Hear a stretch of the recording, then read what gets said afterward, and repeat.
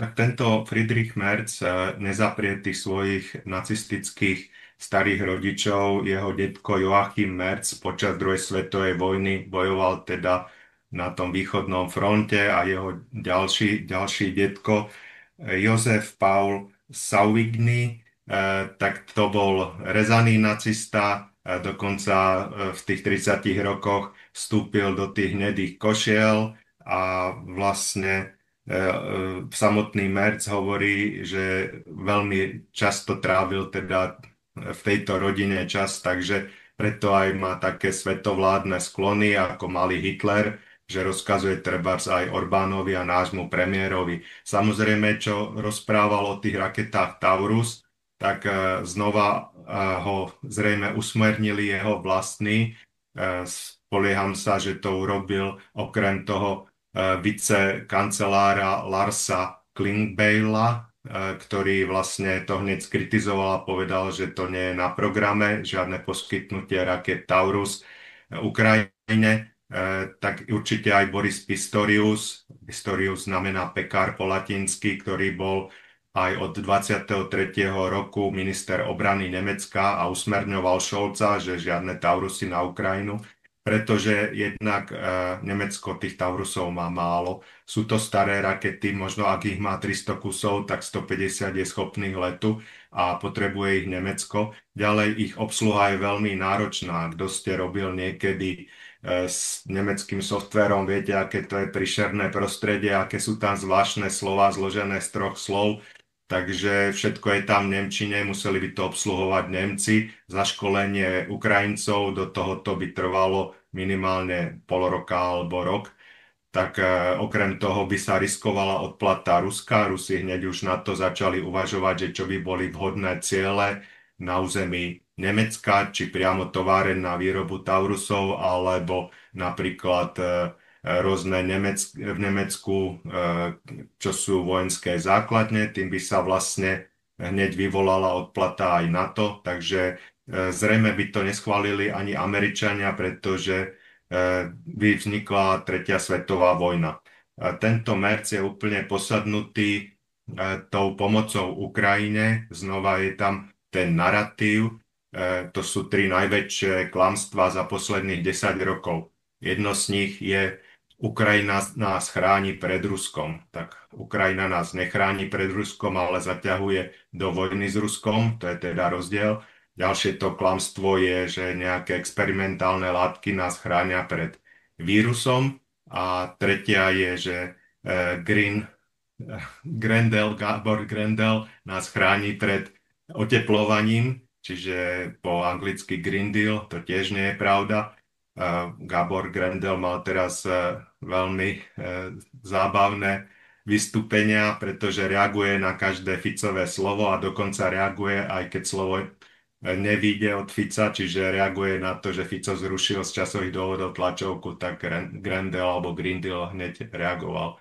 Zrejme chce byť nový nejaký opozičný vodca, keďže to nevyšlo tým predchádzajúcim.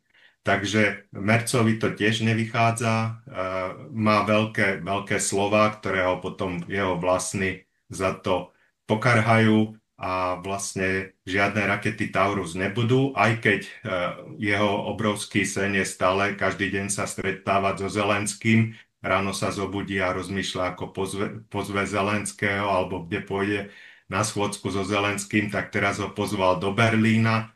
Tam sa samozrejme objímali a hneď mu slúbil, že koľko miliard im dá Nemecko. Dal mu potom, alebo prislúbil nakoniec tých miliard okolo 400 miliónov na rozvoj ukrajinskej raketovej techniky. Takže niektorí hneď začali uvažovať, že aký rozvoj, pretože Ukrajina nemá žiadne možnosti na rozvoj raketovej techniky a zrejme by im dodali iba tie komponenty Taurusov, ktoré by si tam potom premalovali ten názov Taurus na nejaký meč banderu a to by potom mohli niekedy o rok, o dva, ak ešte bude Ukrajina existovať, teda strieľať na ruské územie. Ten Taurus je z tých rakét západných, ako je Scalp alebo Storm Shadow, ktoré sú britské, francúzske, s najdlhším doletom a môže niesť najťažšiu hlavicu okolo tých 495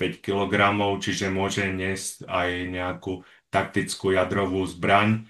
A samozrejme, tieto rakety sú vo veľmi obmedzenom množstve, aj tie skalpy dodalo Francúzi Ukrajine iba desiatky kusov, tí hneď odpálili smerom na ruské územie, už dávno predtým, ako sa hovorilo, že sa schválili nejaké zásahy na ruské územie, odpálili ich na Krím a asi z 10 raket dve preleteli vtedy, potopili dve ruské lode, potopili ruskú ponorku, čo bolo veľmi bolestivé pre Rusov, bola v doku na oprave, pretože z tej ponorky sa dajú vystreľovať tie rakety hypersonické. Takže odtedy Rusi vybudovali tú železnú kupolu, ako má Izrael, nad Krymom, takže prejde minimálne, ale samozrejme technika sa čoraz zlepšuje. Volebné podvody, aby Sáru Wagenknecht dali mimo parlament o pár tisíc hlasov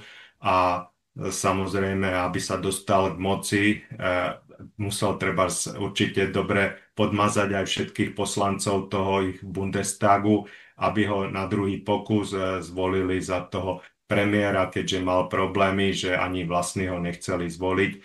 Takže teraz si to bude chcieť rýchlo dať naspäť na svoje osobné účty a na účty strany a svojich priateľov. No a to dokáže jedine tak, že veľa peňazí zase odlifruje na Ukrajinu, kde sa tie peňažky vyperú v tej práčke, ktorá sa volá Jermak a Zelenský a dostane sa mu teda naspäť jeho čistý výťažok, pekne očistený cez nejaké rôzne firmy a cez ukrajinskú tajnú službu a cez ukrajinskú mafiu